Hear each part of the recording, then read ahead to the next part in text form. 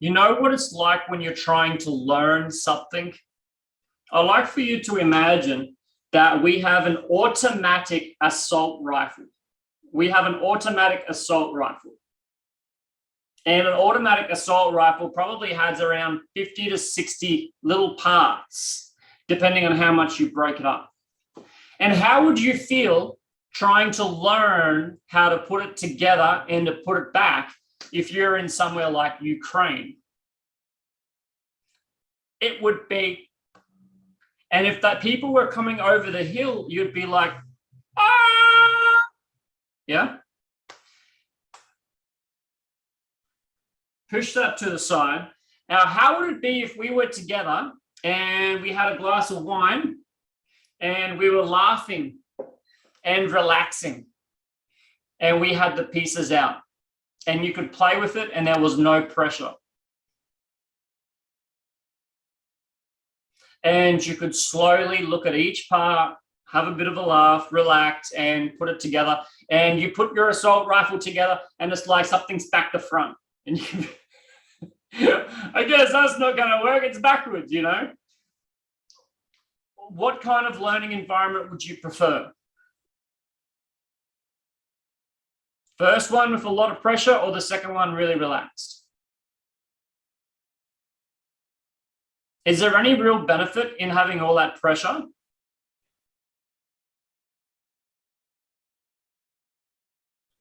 Guaranteed, when we get relaxed, it's a lot better. So what we got to do through the whole NLP journey is we're actually relearning. We're relearning, we're reprogramming our brain to relax. We're going to learn to change our brain through being relaxed. We're going to move towards coaching people. And again, could you imagine coaching someone like a soldier in the battlefield in Ukraine? No. We're going to be relaxed. We're going to be able to laugh. We're going to be able to be compassionate. We're going to be mindful and calm. And that's how we're going to learn. That's how we're going to coach. That's how we're going to get deeper love for ourselves and help other people get whatever it is they need. So you'll hear me a lot of the time saying to relax, relax, take it easy. Hi, Adrian here, NLP trainer and coach. This video that you're about to watch is filmed in a live Zoom class. We have expatriates based all around the world, and we do these classes and we share a little bit with you because we think it's important that you get to see what goes on behind closed doors and how some of these processes really work. I hope you enjoy. Make sure you click the subscribe button and we'll see you at the end.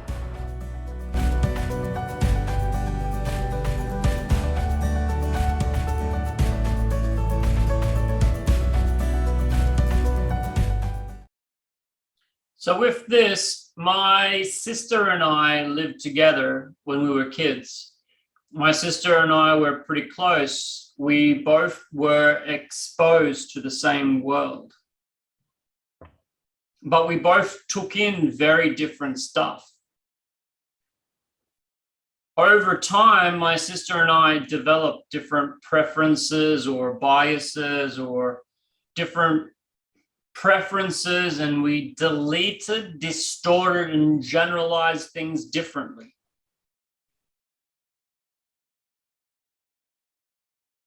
After our brain deletes and distorts things, we end up with our internal representation of the world, the internal world at the back.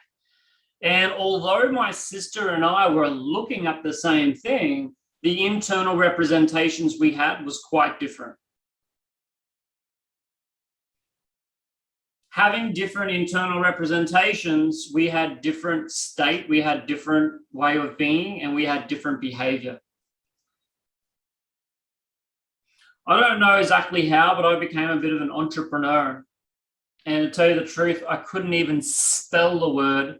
But one day I saw on LinkedIn, I had all these testimonies or clicks. All these people had clicked I was an entrepreneur. I didn't even know how to spell the word. When I look out at the world and when I look out at my hometown, I see a lot of opportunity. I see a lot of opportunity. My sister looks out at the same world. She doesn't see the same opportunities. She sees different opportunities. Yeah. She says to me sometimes, Adrian, why don't you go buy a big TV and enjoy yourself? Go out with your friends, have some drinks, go out with your friends, watch sport on the TV and enjoy yourself. And then she says, oh, that's right, you don't really like sport. Yeah, I don't really like sport because I like being an entrepreneur. Whether I make money or not, I like to get people together and create something, create a project, create a house, create a plan, create something. Yeah, so we have very different preferences, and those preferences are part of the filter process. Creating very different internal representations. And also we have our state down there in the bottom left, our state.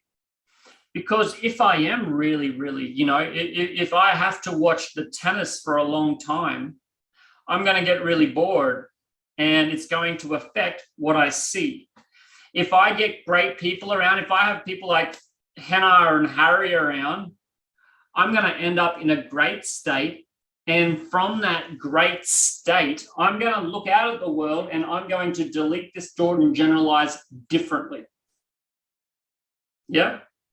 Few wines, and I'm going to distort the world badly the wrong way. Right? So these things are interlinked. And with that, when we're talking about subjectivity or subjectly or subjectivity, we're talking about like through our eyes or through our perception. And psychology is working a lot with the subjective world. Psychology, coaching, we're looking at the subjective world that's in our head. If anyone's in accounting, accounting is really in the objective world. Maths, numbers, they're objects. Reality is full of objects, but we see the objects. So because we're seeing them, we view them subjectively. Now, I'd like for you to look down at your feet.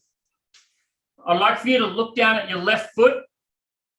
I'd like for you to look down at your left foot, and then I want you to move your left foot away, but I want you to notice how big it is on the ground. See how big it is, that left foot?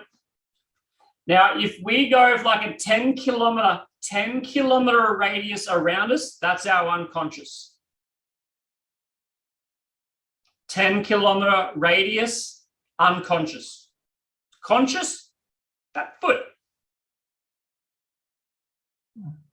Any sort of numbers like that, they're a bit make-believe, So it could be 5 kilometers, it could be 15. It's the unconscious. Unconscious is the supercomputer. The conscious is just a little tip of the iceberg.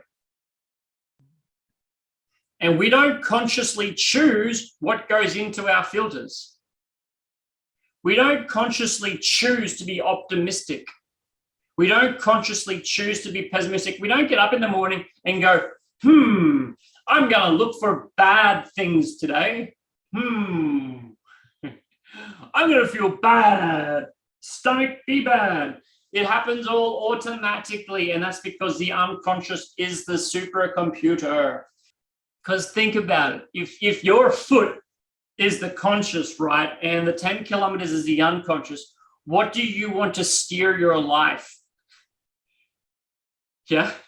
Your unconscious is steering your life. Your unconscious is steering your life. We want to get that conscious bit into check, or maybe use the conscious bit to drive the unconscious a different way. One metaphor I really like is, I want you to imagine in your mind's eye, imagine Santa Claus.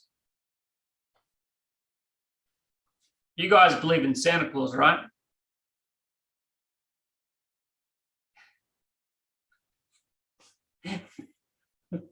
Look at the cultural differences there. Some people are like, who's Santa Claus? No, so imagine Santa Claus on a sleigh and a long line of reindeers. And I want you to see a big red bag full of presents. And Santa Claus on top. For me, Santa Claus is kind of like the conscious. The big red sack is the heart that wants to go and spread love all around the world. And the two lines of reindeers, it's like the left brain and the right brain.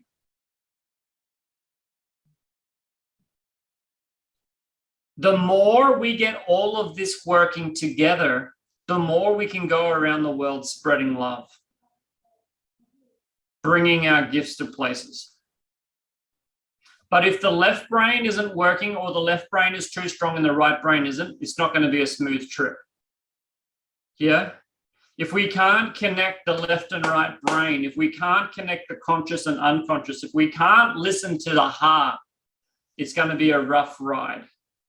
Boom! You made it here! Good on you. Make sure you click the subscribe button below and check out the playlist at the end. If you'd like to come along to our Sunday sessions where we host a live free Q&A for our students and members, you're welcome. I'll see you there.